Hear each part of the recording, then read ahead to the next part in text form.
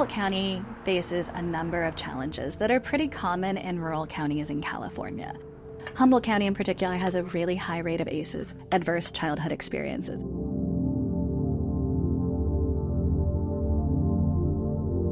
When someone has experienced 4 or more adverse childhood experiences before the age 18, then they are twice as likely to develop diabetes, twice as likely to develop heart disease, 12 times more likely to attempt suicide. 50% of those classic adverse childhood experiences come directly from what's considered child abuse and neglect. If most of our ACEs are related to child abuse and neglect, then FRCs have that critical role of preventing child abuse and neglect so that children can be successful. Family Resource Centers build these relationships with community members that really allows us to provide any type of advocacy and support for them whenever they need it. Summers are expensive for families. If your kid's not in school, are they in childcare? Childcare is incredibly expensive in Humboldt County. Summer is like a little harder because school-age kids, we're used to having them in school, and so it's really nice that there's all this free produce here. My daughter also just sized up. A lot of her clothes are too small and ready for a whole new size of clothing, so this is a really valuable resource for my family and definitely for many families, as you can see.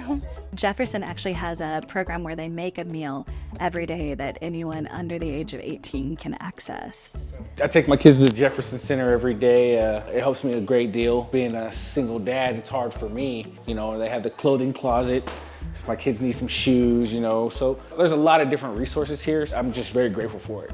The period before age 5 is really critical to children's development. They arrive in this world absolutely able to be shaped by their experiences, whether those experiences are good or bad. And so it's just vitally important that they have the supports and the connections so that they're developing that brain architecture and that body response system that sets them up to be successful for their lives. In our county, all of our resource centers are held independently. We call it community reflected.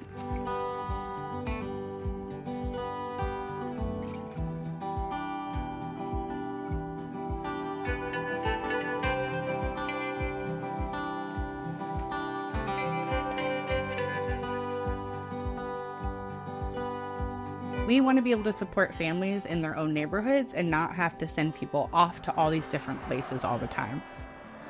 There's not only one in every major population hub, but in many of the smaller and more rural communities as well. Anyone who's ever tried to access services through the system knows it's a lot of doors and a lot of repeating the same story and a lot of false starts and wrong turns.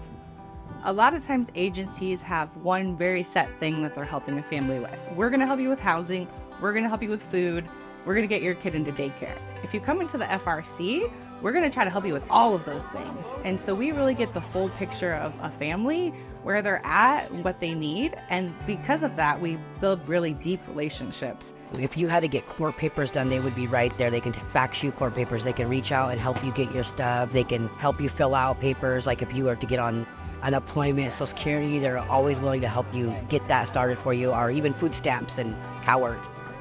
They never shut the door in your face. They were always there to help.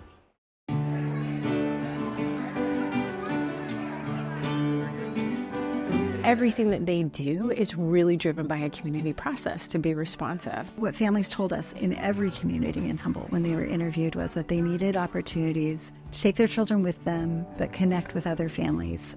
Playgroups can meet 1 to 3 times a week.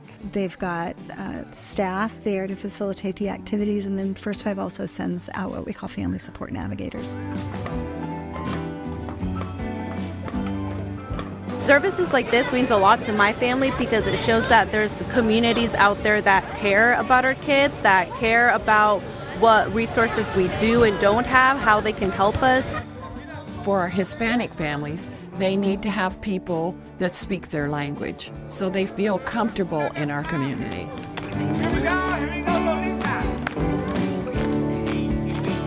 Yo creo que es algo importante para convivir con nuestros hijos un rato y para que nuestros hijos convivan más con los otros nenes. Qué bueno que nos dan estos apoyos tan bonitos para nuestras culturas, que por lo regular somos hispanos.